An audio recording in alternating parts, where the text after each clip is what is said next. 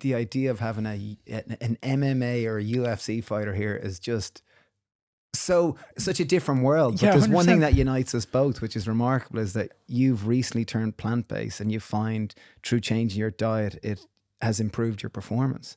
Or has it? I should ask. Sorry. It's not even. I wouldn't even go as small as to say improve my performance. I think it's far bigger than that. It's improved my life, my health. The performance is just a benefit, and like a side aspect of changing to be plant based. How did you get to where did it even come up to? Because so the initial start of making the change from whatever diet I was on to going plant-based was specifically around health. So as an MMA fighter, we go under... Say that again, MMA fighter. As an MMA fighter. A professional UFC fighter. Sorry, that's really cool. As a professional fighter. And I feel like I'm sitting here with a gladiator. Yeah, it's essentially cool. A modern day gladiator. Yeah. That's what we do. We spend so much time getting ready for a fight and preparing our body to peak athletically, to go in and get ready to face another human who's doing the exact same thing. It's essentially going, right, you're going to try for the next 8 to 10 weeks to prepare your body and your mind and your soul and everything that exists in your being to go out there and beat the living shit out of me for 15 minutes if you need to. But it's done in a beautiful way. I look at it as art. I look at it as beauty. I look at it as like movement and just controlling another person in the most aggressive way possible. But for us, what we do is we make weight. And by making weight, I walk around. Yeah, you're welterweight, so you're 75 kilos. So it's 77 kilos. 77. So I walk around about 85, 86 kilos max. That's what I like. I don't like That's to get walk around and you'll cut just before it. And I'll cut slow. So what does cut mean for anyone who's new to this? So we do a process of we cut weight. So it's over a certain amount of time, we'll lose weight. And then over the last kind of 2 or 3 days, we'll dehydrate. Because you'd have to lose 8 kilos or something. 100%, yeah. And a lot of people do it the week of the fight. It's insane. So it's like a calorific deficit or 100%, calorie deficit. and like dehydration to the point of like struggling to walk out. 100%. We've had people faint on the scales. We've had people not be able to make weight because their body has stopped producing sweat because they're so dehydrated. If they go any further, they're going to have like serious And then injuries. of course, then it goes and to then you have to fight the next day. But then they drink and eat and they get back to 100%. 80 kilos. But you also have to fight the next day. So it's the next. It's nuts. So basically. So what do you do? Okay, just to get specific, how do you cut to go from 85 kilos or 86 kilos down to 77 over what time frame do you give yourself? Do you give yourself a month, a week? So I believe I do it very differently than most people. Yeah. And I can speak to what I know other people do, or I can speak to what I do. What I do is essentially I taper it down. I look to kind of a month out, I look to kind of lose a kilo a week, so half the battle is done.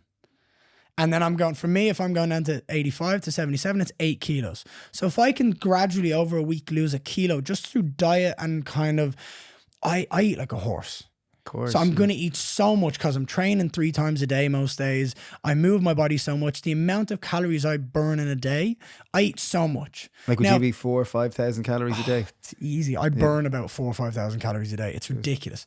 So for me to be able to cut down on a little bit of food, but still maintaining all the nutrients, all the vitamins that I need, and operate at a high level. Like humans don't need that much food. But when you're burning the way I do, you need to obviously up it. And the thing is, what I try to do is cut it down a kilo a week. And then the last week is basically, right, you're going to cut out your salts, you're going to cut out your carbs, you're going to reduce the fiber in your gut, and you're going to trick yourself we do water loading. So we'll drink 10 liters, 8 liters, 6 liters, 4 liters, 2 liters, nothing. The last day before the weight cut is dehydrate. And then you wake up and you do a sauna so that everything that is coming out of you is just sweat and weight.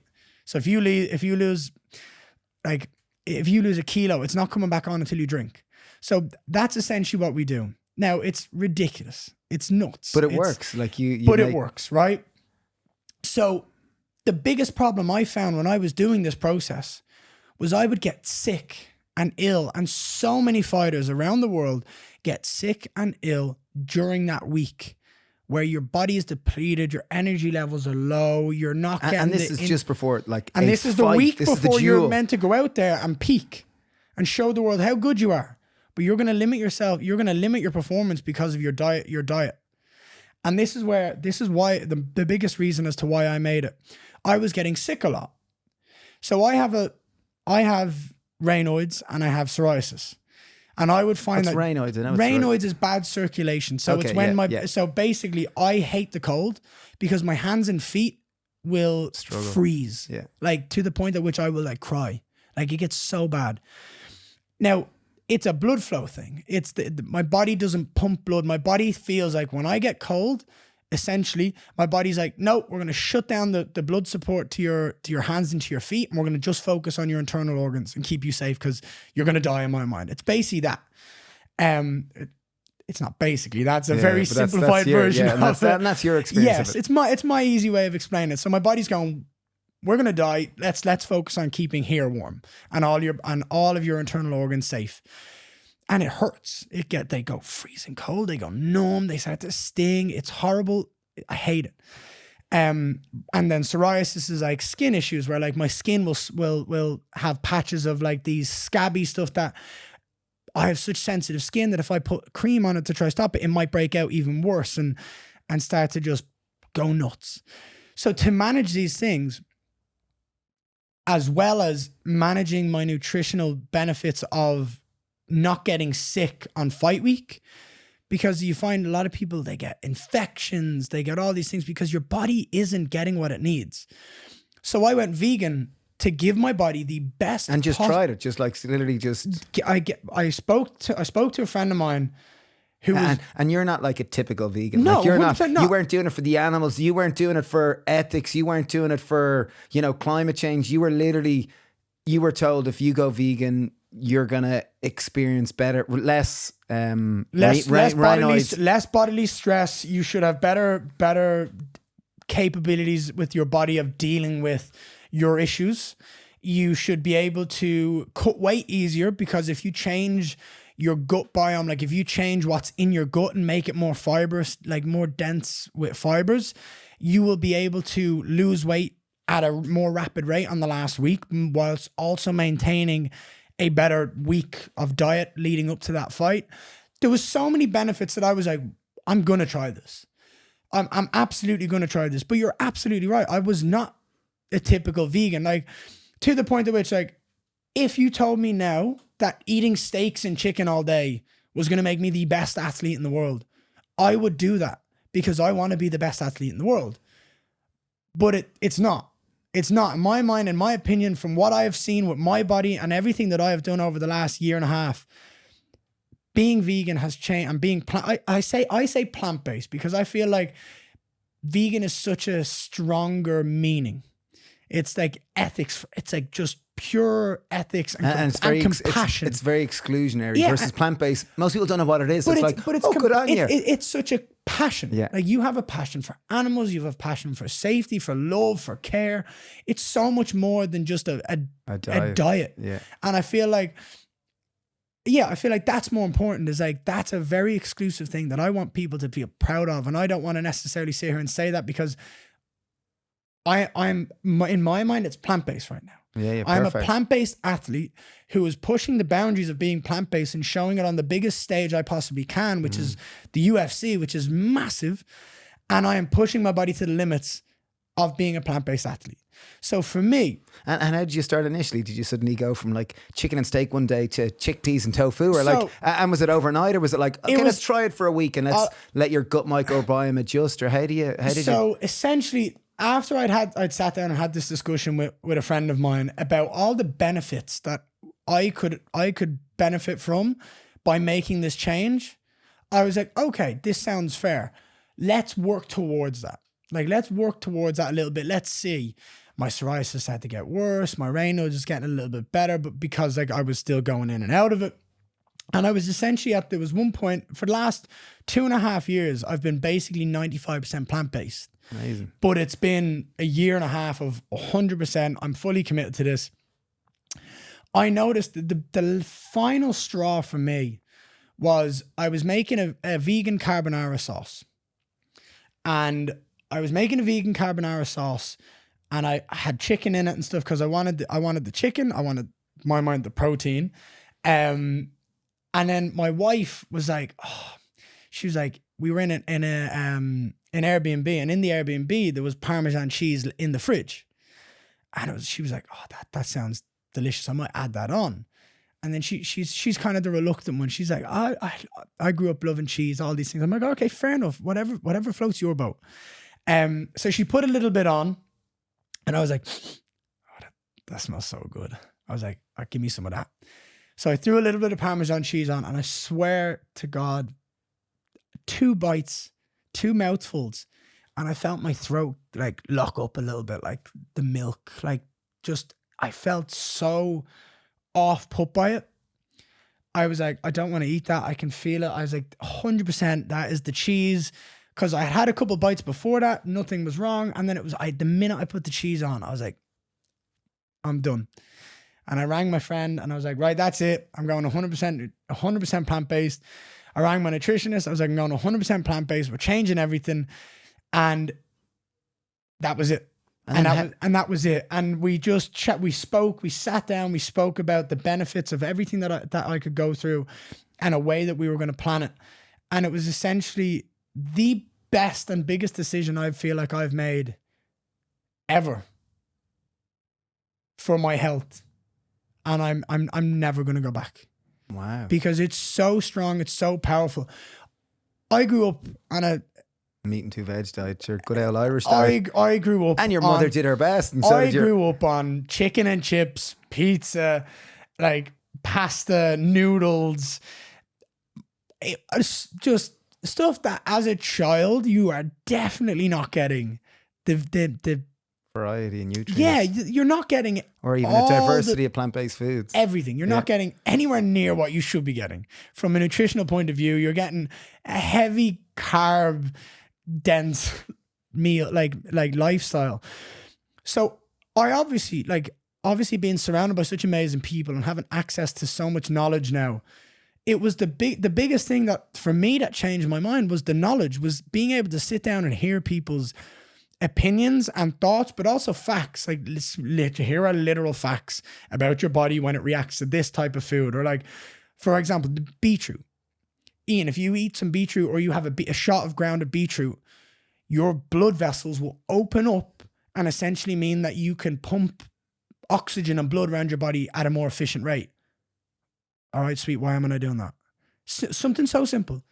Why am I doing that? Because I didn't know about it. And Layla was even just saying there before it that because I guess you're a professional fighter, you have to do a lot of testing, and that your results have come like incredibly improved, remarkably. So I get tested at random. They could show up now to the studio and ask me to pee in a cup.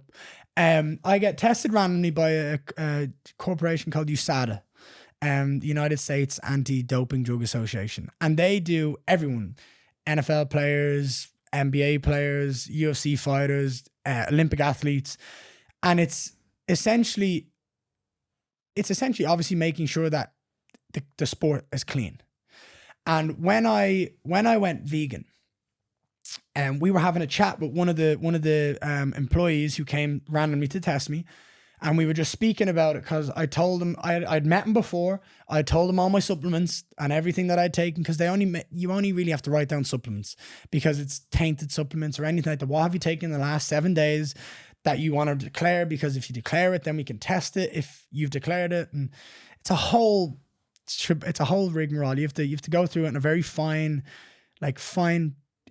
tooth comb, fine-tooth comb, and make sure you remember everything you took, because if one thing is tainted and it's not on that list, well, that's it, you're suspended then, because in our eyes, if there's something in there, you're abusing some sort of athletic benefit. Right. So when I told him I was vegan, he was like, dude, you have to let us know about dietary changes, because when we test you for the first 6, 7, 8 times, what we're trying to do is find a baseline stat. But absolutely, and obviously, if you change your entire diet, your stats are going to change. And if they see a change because of, and it looks better, they assume you're taking. Well, they could absolutely go off on an assumption that you are enhancing your body in some way. So I had to let them know, and I had to send them an email and everything, let them know I'd completely gone vegan. And every stat that I get tested for, so I get tested before every fight for so many different things: blood pressure, eye pressure. They have to check your heart. They have to check everything. And I just noticed that every single stat that I would say, like my eye pressure, when I went into the eye doctors in America, I went vegan. So it was only about 6 months of being vegan in between the change. And they had my most recent one, which was the one I'd done, and the one that I'd just done on the day. And they're like, wow, your eye pressure's gone down. They're like, we normally don't see that. And I was like, really? And they're like, yeah, we have to test again just to make sure like there was no misread. I was like, okay. And they tested again. I was like, no, it's 100% correct. And I was like, well, yeah, because my blood should be flowing around my body at a better rate. My body should be more efficient right now. And it was. And my blood pressure went down. My eye pressure went down. My skin. Yeah, your psoriasis. How did it affect my your psoriasis like completely changed. So I'm able to manage it at a much better rate, to the point that when I went vegan, I've not suffered from psoriasis since I've made the change. My body has been able to deal with it and manage what I'm eating and not flare up due to sugars and overworking and all of these things. So, and my Raynaud's has gotten 100% better. Like, and then how about as like you're an MMA fighter, so you're in like the most masculine or macho of macho circles. Like 100%. These are, these are fighters. These are gladiators. Like, how does it go being a plant-based athlete in these circles where it's, the arch carnivore? That's the assumption. The truth is, I don't care about other people's opinions on what they think I should do. I've been mocked for being like, he's fucking vegan, all these things. I couldn't give a rat's. At the end of the day, if I can see and feel the athletic benefits of being plant-based, I'm going to do it 110%. And I have absolutely seen those benefits, and I've reaped the rewards of being vegan. I feel like my stamina is better. I feel like my body operates at a much more efficient level. Obviously it would, because obviously I don't need to go into absolute detail of it, but when you eat meat, your stomach acid has to rise to be able to dissolve the meat. How is your body not operating at a tougher rate? Because your whole internal system has to change because you put something in your mouth. Whereas if I'm putting in vegetables and rice and beans, stuff that are natural to the world, like, it's just going to digest at such a smoother, easier rate, and your body's not going to have to work harder. How are you not going to achieve a better outcome? Because I always say this, I love fasting. Because if I'm training fasted, then my body isn't internally working. It's just focused on the actual movements that I'm doing. When do you fast? Do you fast like during training, or like more, are you? It's more the idea of like, when I go to bed at nighttime, I just will not eat until I'm finished my first training session. Because I always have training?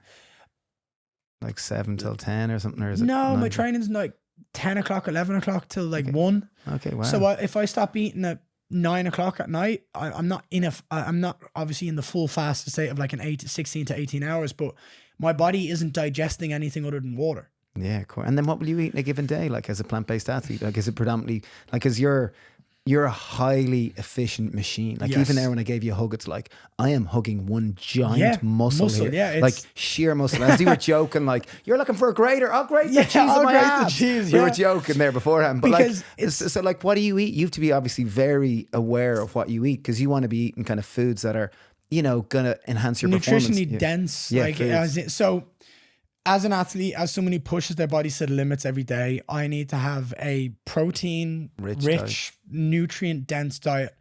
So my nutritionist and I have done a lot of research. Like, so I have a performance nutritionist who's vegan. He's amazing. Wow. And the amount we've talked and chatted about making like specific meals and introducing this to the diet because of this benefit or this, and he's constantly looking for research, and he was the one who put us onto. He said, you should try and get on this guy's podcast, or you should try and go to the restaurant. Like, he is the diehard vegan for ethics, for nutrition, for everything. and he's a phenomenal person.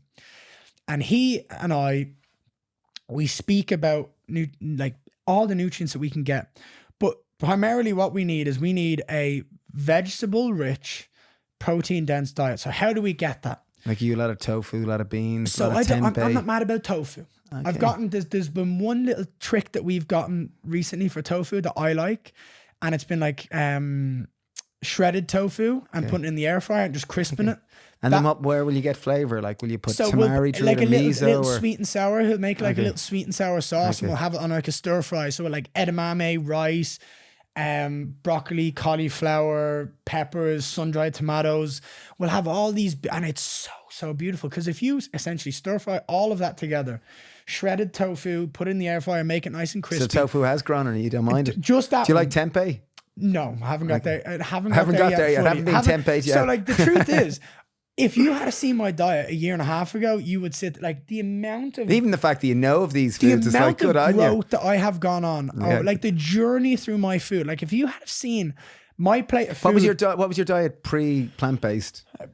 Steak, chicken, eggs, potatoes, chips, pizzas. And now you're nutrient dense food. Even you're using those terms, nutrient dense. Oh, 100%. So like so the meals that we like to make are like quesadillas, for example. Such a simple, easy meal for me to have, put in a little Tupperware, go off.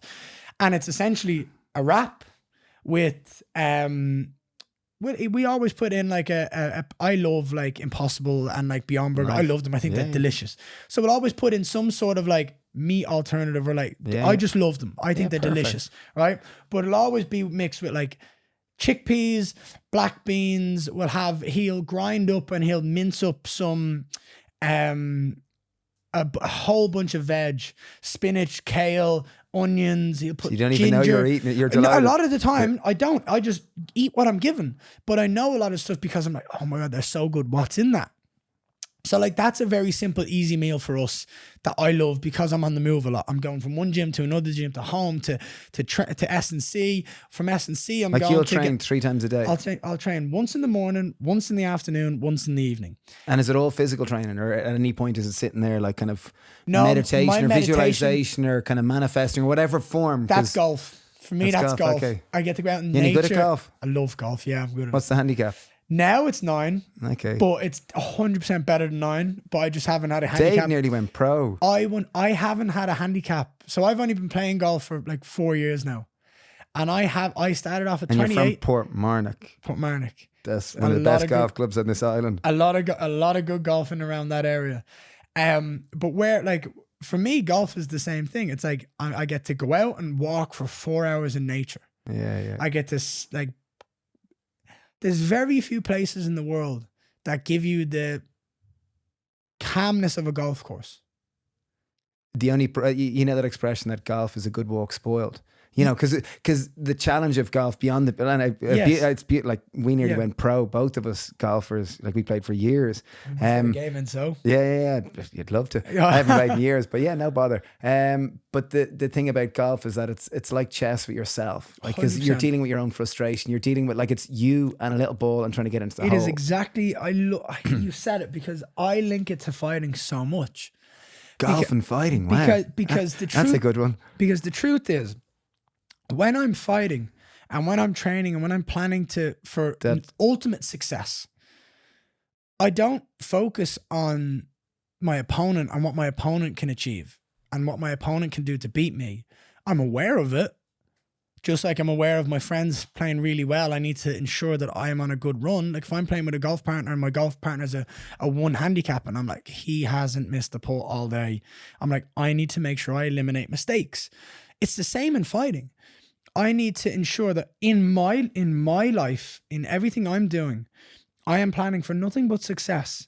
And I'm not comparing myself to anyone else or anyone else's score or whatever anyone else is doing. But I'm aware of it. But I'm entirely focused on me and my goal and my achievements. So when I think of golf and I think of fighting, I think of, right, when I'm planning a fight camp and I'm planning where to train, who to train with, and what I need to do to get the most out of myself to go in there in the octagon and show how good I am, I need to only focus on me. and focus on all of the stuff that I want to work on to get to that point and prove how good I am. When you do have that mindset, it's quite and it's the martial same, art. It's the same as golf. Yeah. If I show up on the first tee and I'm focusing, what's your handicap? Oh shit, you're a 1 handicap. Oh swing. my goodness, that's an amazing swing. You put it 2 feet from the hole on your first shot and you didn't warm up. Oh my, wow, this is going to be a long day. Or I can sit there and go, I'm aware I'm not as good as that person at golf. But I'm going to get his head. But I can still beat that person at golf because he only needs to miss 2 putts and his whole score is ruined. I'm not as good as him. I'm aware that I've got a handicap for a reason.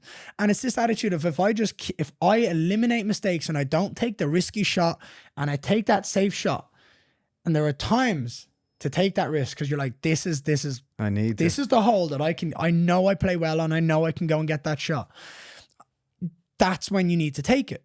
So it's the same attitude. It's focusing on yourself, but being aware of your surroundings and everyone you surround yourself with, whilst entirely and utterly focus on nothing but yourself. Yeah, totally. And that's why I compare golf to fighting. Yeah, no, I get it. However, golf gives you that meditation. It gives you that ability to walk and visualize so much. And the amount of stuff that I visualize and kind of like self-talk to myself on a course is so empowering to my life outside of fighting, as well as fighting. I'll often come home to my wife and my team and I'll sit there and go, right, I was on the golf course. I thought of X, Y, and Z. And we need to action X now. Y and Z can be done later. But also I had a great game and it's like, I just go off on one. I come back late. Because it's the drive to the golf course, excited for golf. It's while you're playing going, it was a bad shot. It's okay. It happens. You know what I mean? The next one can't be bad. And it's that attitude of like, even in life, you make a mistake in life. It seems like mindset is a huge part of like life. Your dance as well as life, but it's like in terms of your fighting, it seems like mindset. And like, how do you find that balance between visualization, manifesting, fake it till you make it, and believing it? Like, how do you tie all those together? Because there's that, that expression, and often, like, I remember there was a guy act in like our Beyonce treat like yeah.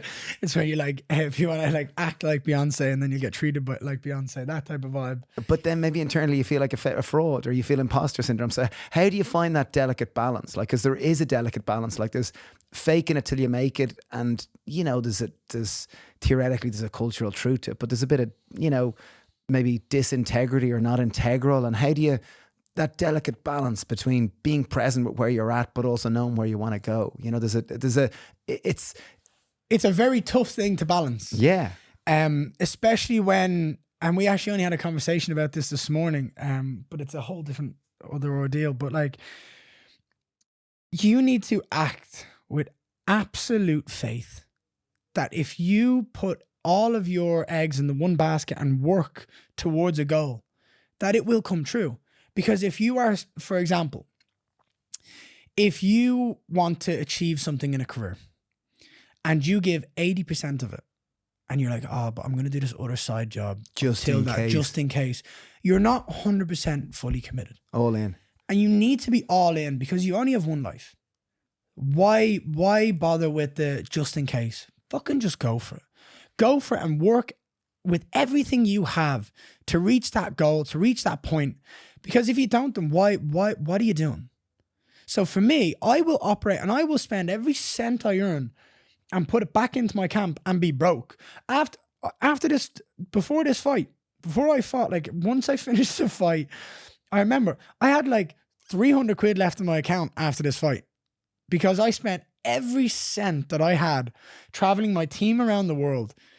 Like going to Brazil, going to Florida, going to Boston, going to like flying back to England. I spent everything I had to give us the best experience, to put us in the coolest homes, to go and see the Christ the Redeemer in Brazil, in Rio in Brazil, like all of these things.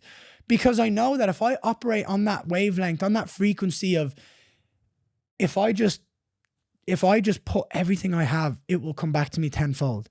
And like something that we do a lot as well is like give your first, not your last.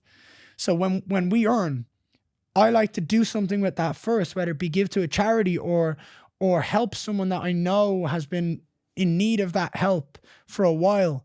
It's give that first, not the last. Because how many people, let's say you earn 10 grand, how many people are willing to give someone money or do something with that money from that first 10 grand as opposed to doing it with themselves. Oh, I've spent 8 and now I can give 500 quid to this charity because I've done everything I needed. Why not give it at the start and have that energy? I believe I've become very spiritual. Since I've met my wife, I have been very, very spiritual and had an understanding and a connection and deep conversations with her and with my nana and stuff like that. Some people who I believe connect with like spirituality on a different level. And I can't understand any negative from giving your first. The world operates in such a beautiful energy and such a beautiful frequency that if you operate with that faith, with that open-handed kind of feeling of like, take, and it will eventually come back. If you operate with that emotion, that feeling, generosity, what you give comes everything back is going to come back to you tenfold.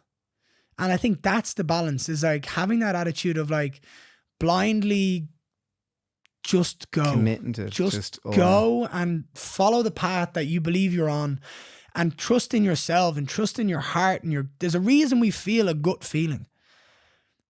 And there's people around you.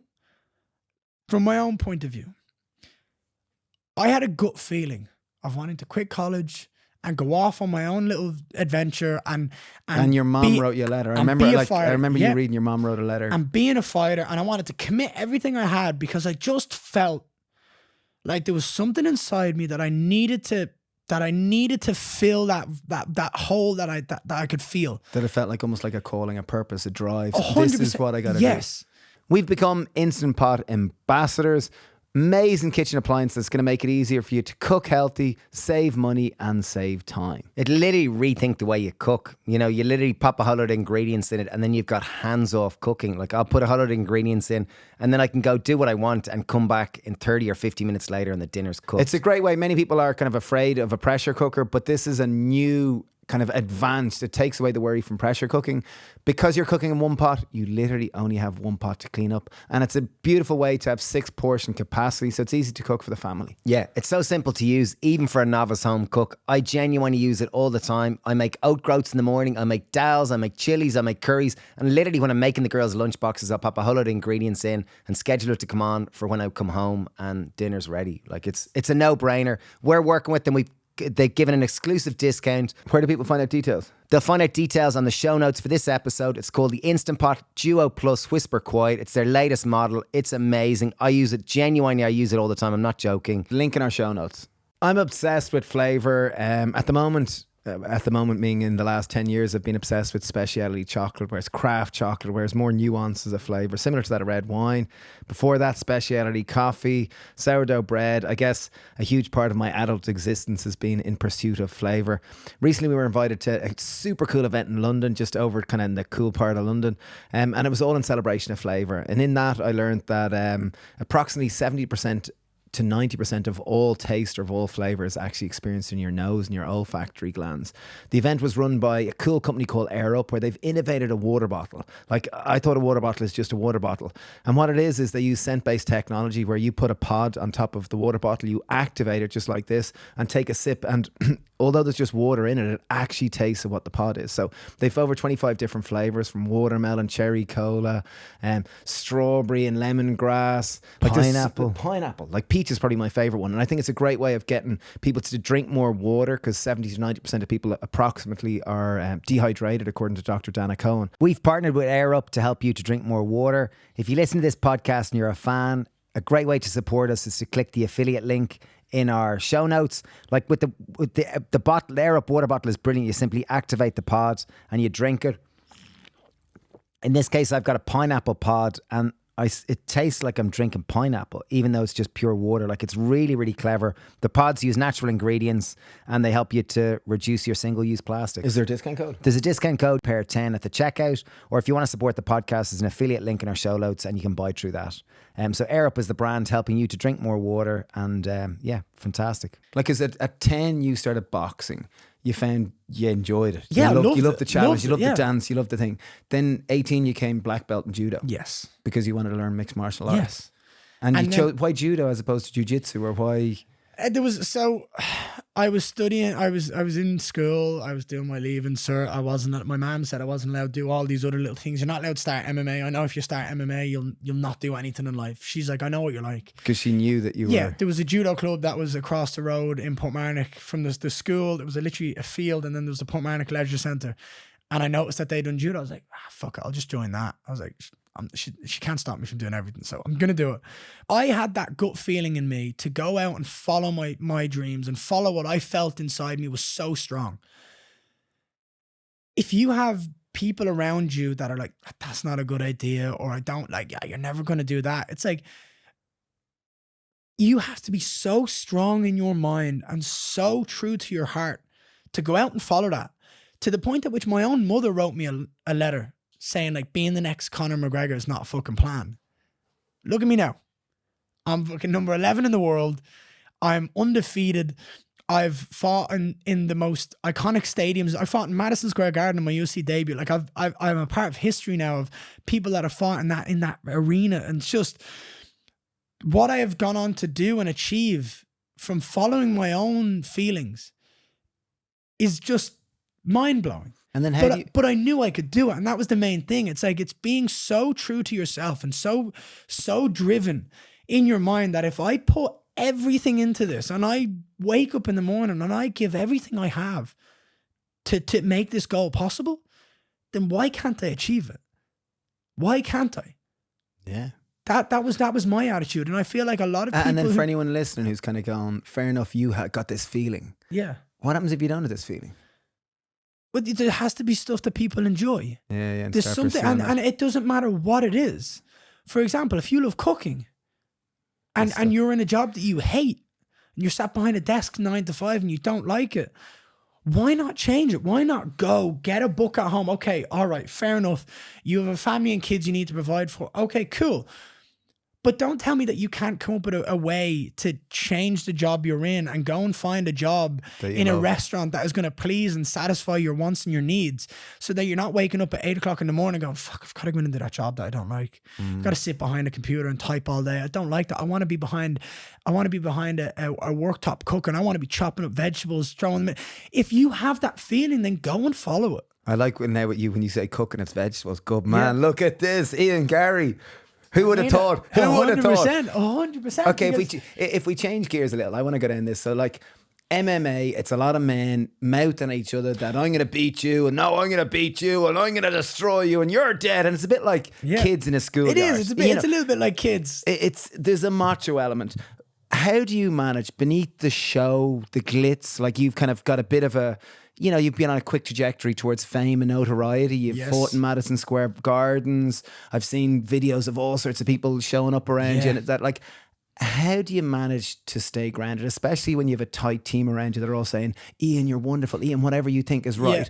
How do you manage to stay grounded? Well, I think that's the thing. I don't have a team around me. Look at Curtis is smiling. My cameraman's smiling. I don't have a team around me that is fully yes men.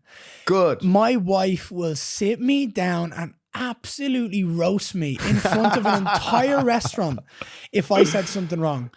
And my cameraman is sat here just out of shot, if anyone doesn't know, and he will testify that he's seen it. He has sat down and he has seen her watch me. He has watched me sit there and go, shouldn't have said that. Oh, and Layla's like, whoa, you did not just say that. You cannot. And it's not even that. It's like a whole team of people around me that keep me grounded and keep me true to what I want. So that when I say something or when I do something, that my actions and my words are, I can go to bed at night knowing that what I said and what I did is true to my moral compass. But also that team is the team of people that absolutely help me achieve these great feats.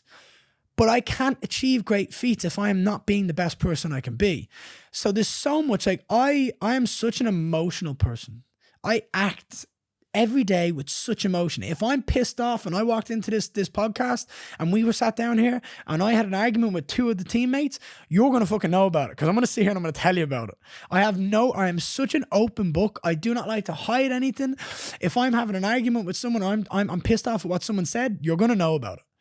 That's the way I feel. But if I'm happy and I'm loving life because me and my wife went on a date and I just feel like I'm so internally happy, I'm going to make everyone else around me happy. I don't like any of this, like, there's no facade, there's no acting with me. You get 110% me when I meet you. And then how do you stay humble within it all? Like that's because at the core of it, I'm a kid who grew up a fan of this sport. I'm a kid who grew up a fan of the sport and wanted to do something with his life. I want to chase a dream. I want to create a legacy. Give it everything. And I'm doing it. So how can I not be grounded and be happy? Money doesn't excite me. It's cool to see it come in because I'm like, right, shit, what can we do now? Where can we go? What adventure can we go on? How can we all have an absolute ball doing something and experience something we've never done before? That's the only cool thing I see about money. I don't see any I'm rich, I'm this. No, fuck that. Having money does not make you rich. And I think we've all heard this before. Money doesn't buy you happiness. It doesn't. 100% it doesn't. So when I think about like all of this stuff, money, like being rich and being famous doesn't intrigue me. But having a legacy, being someone who made a difference, no matter what it is, whether it's someone who was remembered as being one of the greatest martial artists of all time, or whether it was being someone who who morally stood on the right ground every single time when he was sat in front of a mic. If someone said something wrong, he called them up on it. It's just to make sure I'm being true to myself. Because if I'm not being true to myself, then what the fuck are you doing with your life? It's kind of that feeling. And I surround myself with people who will pick you up on it. Yeah, who'll hold me accountable. Well, that's good. That's a very important part of staying grounded. That there's someone that'll go, listen, you're talking crap. You're being there. a dickhead. Well, you're talking crap. Yeah, you're 100%. saying stuff that you won't actually do. 100%. Like deliver. What you say is what you do. Like you're only as good as your word. Oh, and it's obviously when we grow up in life, we have examples and people we look up to and people we learn from. And obviously being a father, I see this so evidently with my family. Like my actions deliberately get mimicked from exactly what I have just said and what I've just did by my sons. I'm like, okay, yeah, I shouldn't say that. I definitely shouldn't curse because he's just gone, fuck. I'm like, you're not allowed to say that. Don't, sorry. That's on I'm so sorry. And he's like, you're not allowed to curse. I'm like, I'm sorry. But like, I see it so easily. And children are the perfect mirror. Of course. And it's little things like, I don't want to be someone I'm not and then have my kid do the same thing. I want my kids to go, right, I want to be exactly who I am and I will do anything to be that kid or to be that person because my daddy does it. And I think that for me as a father now, it's so important to be able to see the examples that I was given as a kid and be better than that. And be better now because I have someone who's going to look up to me and I want him to be better than me. But I want to set a pretty good damn example of what you have to be in life to be a good man, to be a good human, to be a good person, to show care, compassion, and emotion. Like, it's okay to cry. Like, it's okay to be upset about things. I fucking cry all the time. The day of my fights, I'm holding back tears because I can imagine emotions are just so high, and I fight with emotion. But how, like, that must be hard to fight with emotion, but then to stay grounded and to stay like totally present. Because I know to stay focused. Well, yeah, and when you get hot-headed, like if you get hot-headed in golf, if you start going with anger or rage, like how do you stay equanimous? How do you keep that? You're speaking my language. A perfect example. If you get hot-headed in golf, your round is finished. Oh, you're just going to force the shot and there's a duck hook or there's a finished and you're going to just scoop up a liter or a pound of dirt with a wedge. Then how in a fight when someone's just smacked you in the nose and you got a kick in the ribs and you're like, how do you not, as testosterone or adrenaline starts pumping to your head and you're just like, I want to do whatever you want to do. Emotional control. And it's literally practice you've got. And it's emotional control on a daily basis from, if you're, my son, for example, is 10 months old. I hype him up so much. I'm like, daddy loves you. Bang. What? Oh my goodness. Do you know what I mean? Like he's a kid. He doesn't know what he's doing. Obviously he's going to smack me in the face. Of course he is. I've just hyped him up so much that he's going to, or I'll sit there and he'll start screaming in a restaurant because I've just had a cup. And my son at the moment finds it so funny when I scream into a cup, and it gets an echo back. So he starts doing it constantly. I'm like, shh, we got to calm down. Again, he's mirroring what I've just done. So how do I control that? I have to control my emotions so that I'm not letting myself go, oh, don't hit daddy, don't raising your voice or doing something stupid. That is a natural instinctual reaction. Be better. Change. See yourself, see what the reactions are, and be better. Because if someone punches me in the nose and my instinctual reaction is to go, right, fuck you, and swing, I'm going to get knocked out. Because that's exactly what that person wants me to do. You need to control yourself and go, right, okay, how do you practice controlling yourself? How do you practice it? Like, is it all down to training and down to you getting, someone there for a couple of hours banging you in the nose? Come on, Ian. Come on, Ian. No, I don't like to get hit. I'm far too pretty to get hit. Ah, you're beautiful, man. Ian. Beautiful, exactly, man. 100%. Delicious. Yeah, I have the little... Anyone who isn't watching, he is a specimen. I am a beautiful specimen, and I am very happy with what I have. And it's one of these things of like, the more you put yourself in a situation of being punched, the more comfortable you get being punched. But you have to manage your emotions and not fire back. And with my style, I like to annoy people. I want to just crack you in the nose. I want your eyes to start watering up and then do it again. And you go, right, I've had enough of this. And the minute you get desperate and try overreach on a shot, that's exactly what I wanted. Now I'm going to take advantage. Bang, crack you with a big shot. Now my move again. And now it's a game of cat and mouse. Now I'm just playing around with you. It's not even a competition anymore. I'm just dealing with someone. Getting in someone's head. Oh, in so many different ways. It's mental warfare as well as physical manipulation of someone's body. It is playing chess and art combined in my mind. I am making you do stuff with your body that you necessarily didn't want to do in the first place, because my movement and my fight IQ is so intelligent that you have now done what I want you to do. And you're falling into the trap. Fight IQ, that's your knowledge of fight and your ability to strategize. My ability to make you do whatever I want, whenever I want, on that exact time. Jedi mind tricks. Exactly. It's the Force. But it comes from control. You have to be able to control your emotions. And something that I find, and it's actually being plant-based, I have found this so much, and I feel like this is one of the biggest benefits I have found from being plant-based, is when I walk into a shop and I'm hungry and I want a chocolate bar or I want a bit of something sweet, and I walk into a shop and I see all these lovely dairy milks and I see these Galaxy bars and I see them all, and I'm like, oh. Hello, my old friends. Yeah, exactly. That type of feeling. And I'm like, it's the control to go, no. It's the discipline to go, no.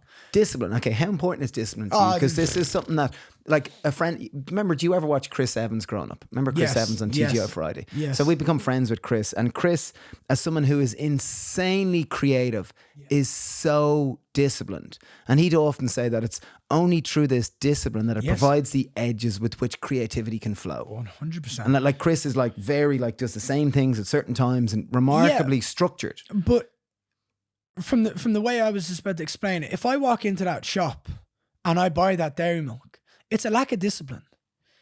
It's a lack of discipline. That's why I find a lot of people can't actually maintain a plant-based diet or a vegan diet or any diet for that matter. No matter what it is, even if it's, I'm just going to go on a little diet for a week because I want to lose a couple of pounds, getting ready for that summer bod type of thing. Discipline is the thing that makes people fail the most. And when I sit down and I say to you about like reaching and achieving those goals and being 110% committed, what's the thing that's going to fuck it up the most? Discipline. Oh, I really want to buy this Gucci handbag or these pair of heels that are $2,000.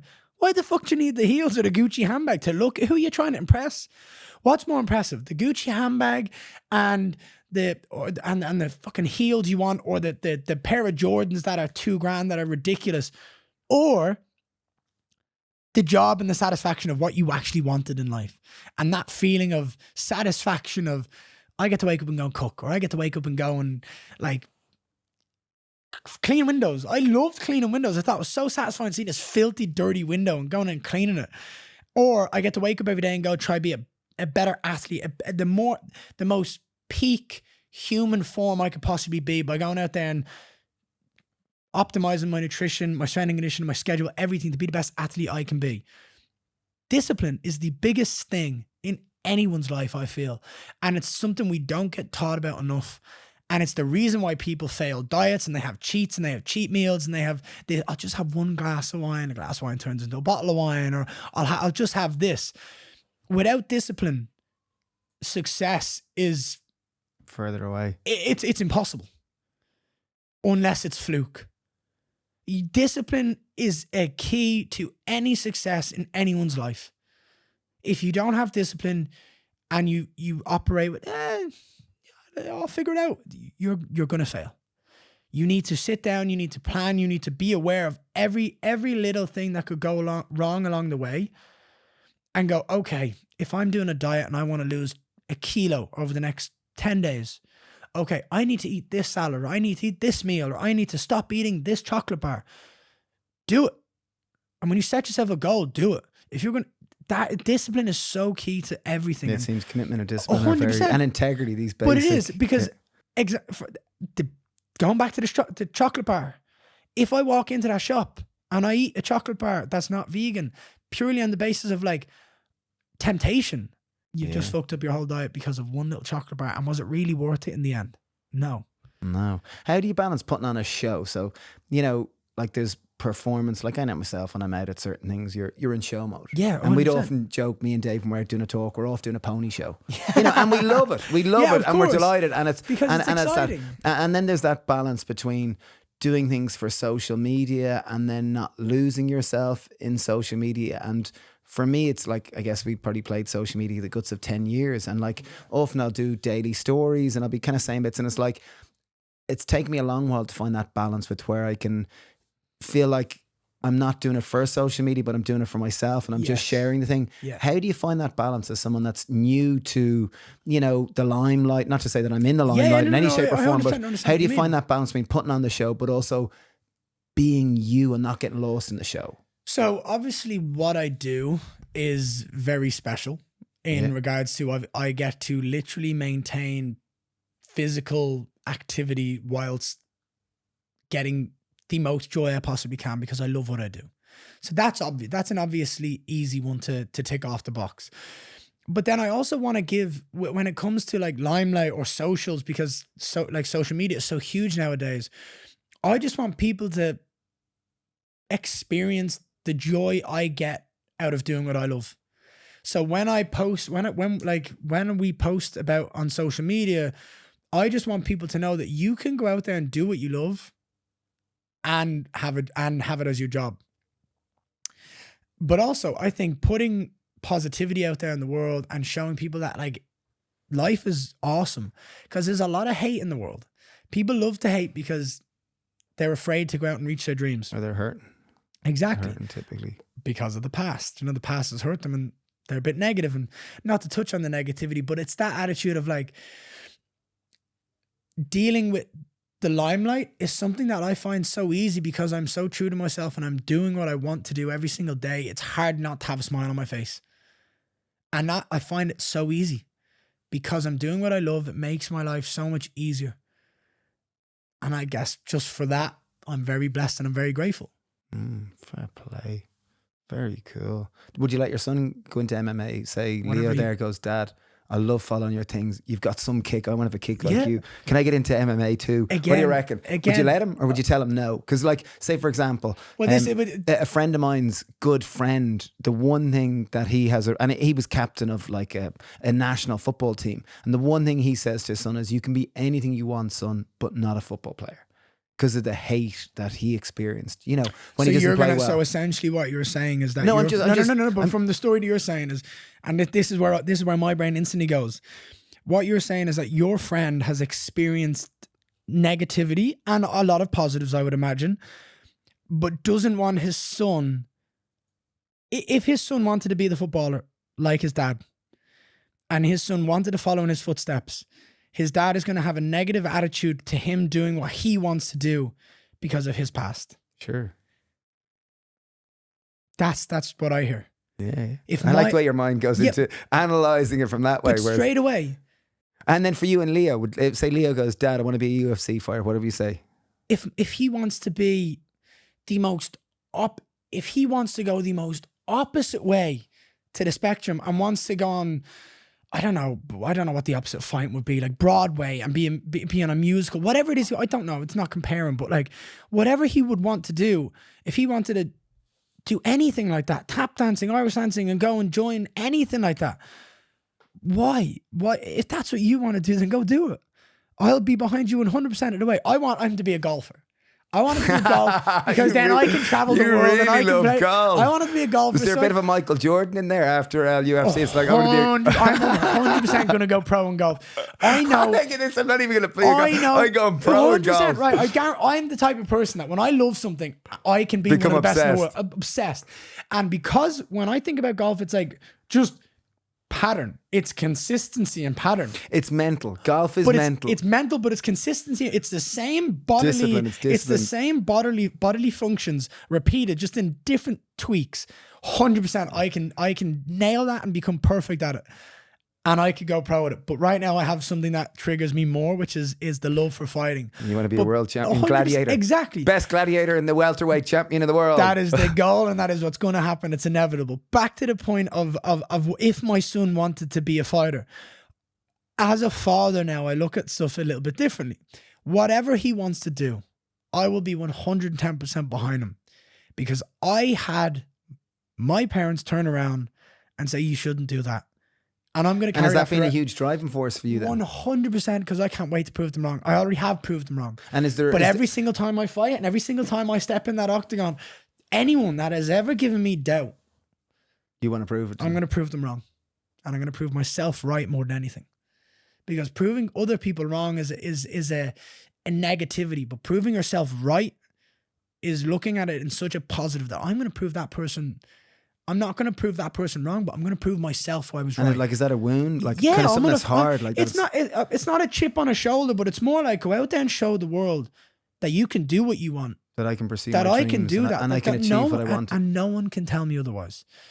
And if I fail, at least I pursued my dreams. At least I tried. Yeah. Because we all know those people that sit there in the pub when they're 40 and 50 and 60 and I could have done that, or if it was an injury, you're full of shit. Do you know what I mean? Why didn't you do it? Stop talking. Yeah, do you know what I mean? But it's that attitude. So if my son wants to do anything in life, I will be behind him 110% of the way, because that is my job and my duty as a father, whether I agree with it or not, whether I have felt negativity or pain. So, like, I have felt pain in that exact area. Okay, that's the same feeling. A couple of quicker questions. Death. How do you feel about death? It's inevitable. Okay. It's inevitable. And comfortable talking about it? Yeah, it's inevitable. Many people find it hard to talk about death. We all know it's going to happen. Cremated or buried? I don't have a preference. Okay, just curious. I don't have a preference. My soul's going to live on. My energy's going to transform and transport into something different. Relationship with God and faith. Do you have any kind of like, growing up in Ireland, Catholicism was really strong. We were all raised Christian or Protestant or whatever it was, but this type of thing. And then there's been a huge move away from that 100%. Faith. But for you, what does the word God, or what does faith or spirituality, religion mean to you? So yeah, I do. I have a tattoo of basically reminding to be blessed, because I'm blessed with the life I've given. I'm blessed that there is blood flowing through my body in a perfect manner, when I know there is people with fucking cancer and tumors and all of these things, and they're battling their life. So I have that tattoo to remind me to be grateful and to be and that you are blessed to be in perfect health. The tattoo I got on the back of my neck. Yeah, this is a bit for anyone who's not looking. He's got this cool big wings. It's a dove. That's a dove. It's a dove. No, it's a dove. And in Brazil, it's called Espírito Santo, which means the Holy Spirit. Yeah. And the reason I got it is because I've told you I've been connecting to a spiritual, to the spirits more, and I feel like that connection has given me so much passion, so much drive, but so much confidence in everything that I'm doing. And for me, I look as God as a higher being, that there absolutely is something up there showing me what to do and how to do it and in a way to do it. And I'm excited every time I feel a force or a drive or a gut feeling. I believe that is whatever you believe is above you, that higher spirit, that higher energy, that higher power, kind of being like a puppet and changing those internal cogs inside me to go, I want to do this. I want to do this and I want to do this now. Why? Because I feel like I need to do this.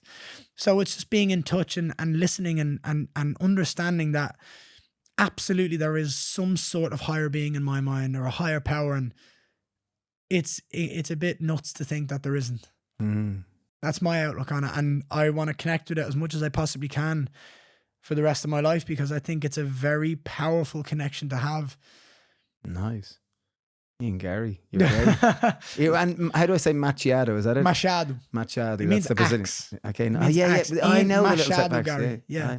Muito bem. Yay, look at you. Você pode falar português. Very good. That's awesome. Yeah, Where did you learn that? I had a girlfriend from Did Rio. you? Look at you. That's so I can awesome. speak. No way. Yeah, That's amazing. I picked up on it very, very quickly in Brazil, because it was something I really, really wanted to do, because I want to give my son the ability to speak 2 languages.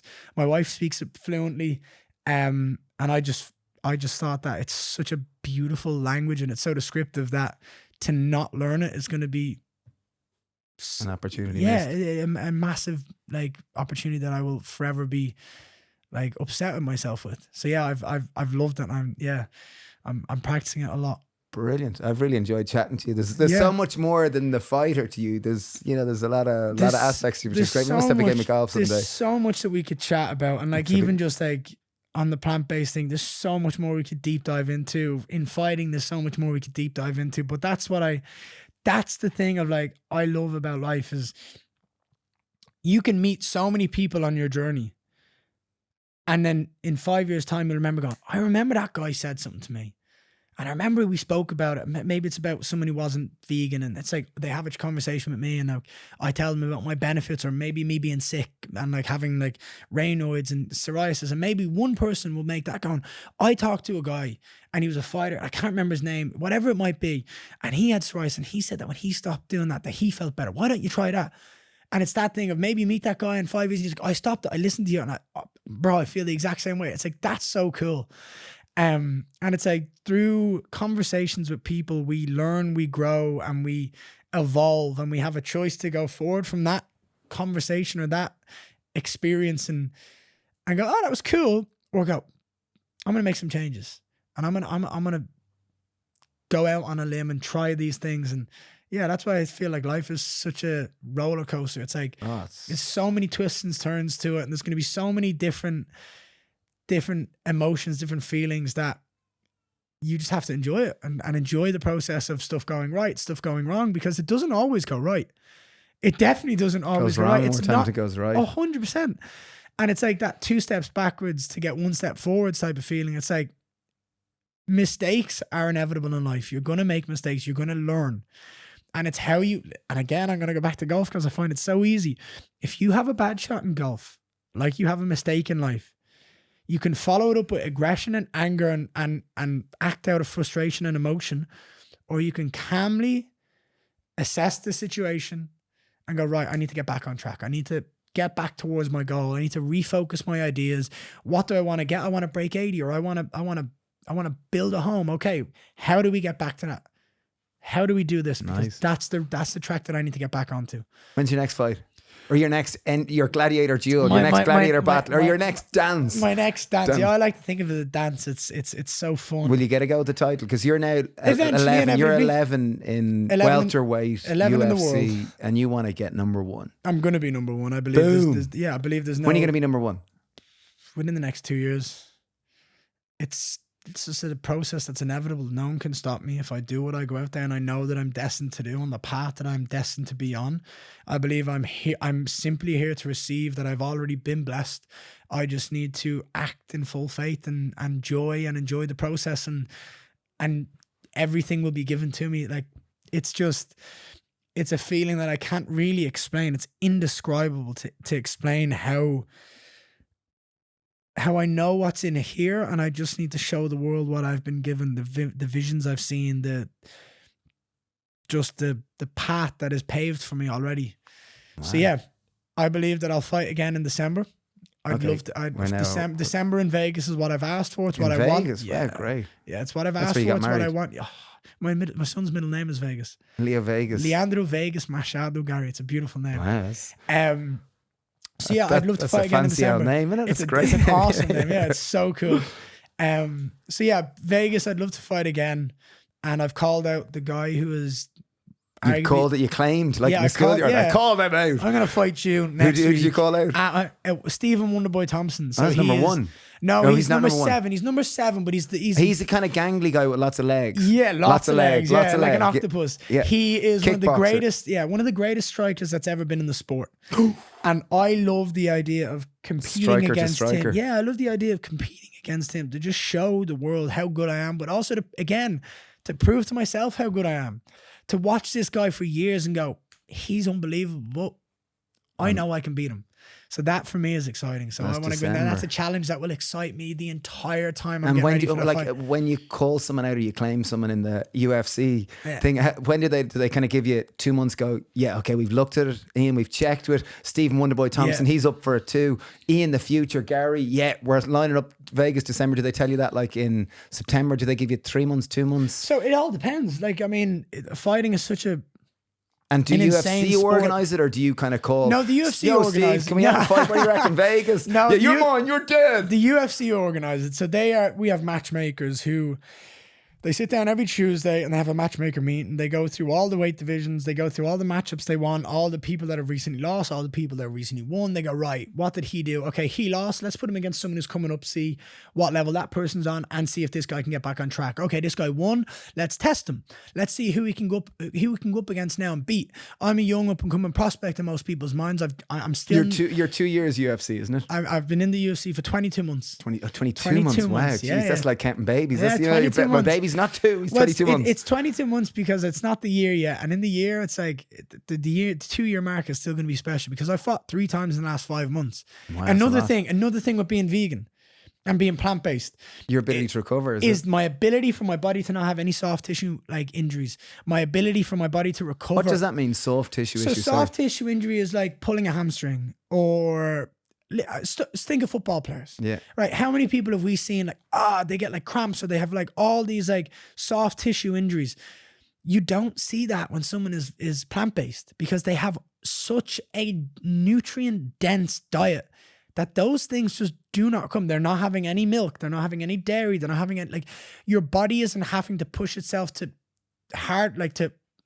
your body isn't having to push itself to digest and deal with what the bad things that you are putting into your body.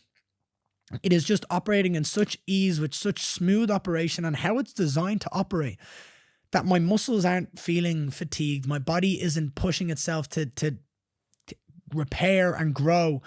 And it's just simply easily going through a process of digestion.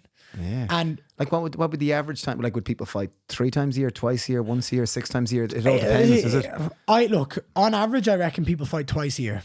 You're already 3 times. 3 times in 5 months. And I took time off for a baby, to have my baby, to be there for my wife. So I took like 8 months off. So I fought 3 times in 6 months, took an 8-month break, and then 3 times in 5 months. I fight so regularly because it's important to me. Competition is what I love. It's what I thrive on. It's an energy. It's a feeling that I absolutely adore. But like even being plant-based, it gives me the ability to regenerate, let my fucking body heal at a better rate, and then go back in there and just do it with ease. So I'm excited and I'm going to change the game and I'm going to open a lot of people's eyes to like a plant-based diet as an athlete. And I know the world has seen a lot of athletes start to tailor towards that diet because of the athletic benefits, but I'm gonna pound the drum. I'm going for it. And I have no problem sitting there and telling people about it, and I don't give a fuck what criticism I might get. Like what was the comment we seen the other day on Instagram? Someone said, "My legs will disintegrate from your soy vegan diet," and I found it hilarious. Like, that's a great comment. That's very creative. Well done. Fair enough. It is. It's great. Soy right? boy. Yeah, I'm like, it's soy boy. I'm like, fair enough. At the end of the day, I'm a fucking UFC fighter, ranked 11 in the world. Who are you? What are you doing? Do you know what I mean? Get the fuck out of here. But like, I've quite clearly shown in my last 3 fights, which have been my 3 best performances, I've been 100% vegan, and I have looked nothing but phenomenal. And I'm just going to go out and show the world that it is absolutely possible. And the thing is, being vegan, being plant-based isn't for everyone. There's no way it's for everyone. I had a conversation with my dad recently about it. And And he was like, oh, I could never be vegan. I love eggs too much. All right. Why is that? Discipline. If he wanted to be, not that he needs to be, but that's an example. If that person wanted to be a better physical specimen in regards to your body operating at a higher rate, being vegan is absolutely a better, cleaner alternative for your body. But I don't care what you do. That's on you. That's your life. That's your life choices. What you want to put in your body is up to you. And discipline is the biggest factor. There was not many people. I like that we're coming back to discipline. Yeah, that's but it is. It's not. There was a lot of people. All my friends, vegan. So you look like a fat fuck. Who are you talking? I'm over here shredded. I'm over here like my body is operating. I am operating. And like there's no argument. You don't lack confidence, Ian no, Garry. Fucking no, I don't. But it's like you can't argue with me when I am the one reaping and feeling the rewards of what I am doing and what I'm putting in my body. And I'm not going to sit here and preach to people who don't need to be preached to, because it's like, I don't need to. I don't care what other people do. I don't care what other people do with their life or their body. It's up to them and it's your life choices. But if you are looking at someone who's going, I'm telling you now, being vegan has absolutely changed my issues with health. It has made me feel a better athlete. If I am telling you that and you aren't hearing that, then that's up to you. If you can't go into a shop and you can't go in there without buying that dairy milk, then okay, you're never going to be able to live the lifestyle that I live, and that's okay. But I have the discipline to walk by a chipper and go, oh my goodness, that smells delicious. Do you know what I mean? I'm going to go in and buy a fish and chips. It's like, no, I don't need to. Do you know what I mean? I have the discipline to walk by and go, I'll go home and make a meal. Do you know what I mean? I have that ability. And I think that's what separates a lot of the people who succeed in life is discipline. Yeah, here. I think that's a great thing to land it on. Well, I really look forward to seeing his #1 welterweight in the world. I look forward to seeing that in the next 2 years. And then seeing you become a pro golfer. 100%. I'm so game to go. Look, if I can travel the world when I'm retired from fighting and I can play golf on a daily basis, every morning, wake up, play 18 holes, do it with some friends who are absolutely elite at the sport, I'm going to be living a very, very good lifestyle. And I'm very, very happy with that. So it's going to be exciting. Well, good on you, Ian Machado Garry. Thank you so much. Obrigado a você. Obrigado, man. Well done, that was great. That was awesome. Thank you. That was awesome.